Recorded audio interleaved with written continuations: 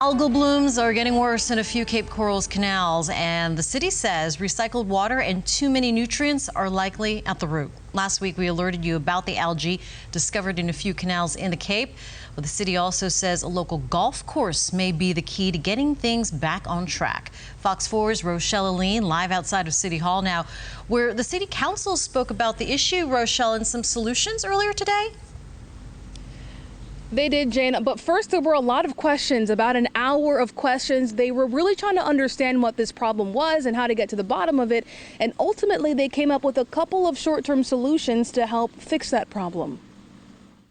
They haven't seen the Maikai or the Highlander this bad. Two Cape Coral canals under the microscope Monday after algal blooms that are worse than usual. The city still isn't sure why the problem is so bad, but to help fix it in the meantime, barriers have been put up in the water, and they're also spreading a special clay. And the clay bonds and it flocculates with the algae, and that helps sink it to the bottom. It's expediting the natural process. The city also says this local golf course may also be a key to cutting down on the bloom. It's a closed system if we don't bring fresh water in.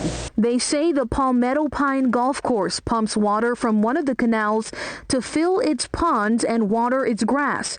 But then that water and any fertilizer used on that grass runs right back into the canal when it rains. The city is concerned that if they clean the canals without addressing this, the blooms will continue. So it's all tied together. As far as long-term solutions are concerned, the city still hasn't settled on what it will do. The council did discuss working with the golf course to see if they can pull water from a different canal, but that would require permission from the local water district, and there's no telling how long that would take. In the meantime, a professor who studies marine life at FGCU says the golf course can help by cutting down on its fertilizer use and by doing this. If we have what we call treatment wetlands, so that would be areas like the ponds on the golf course, if we allow more plants to grow in them, those plants can soak up some of the fertilizer before it reaches the water.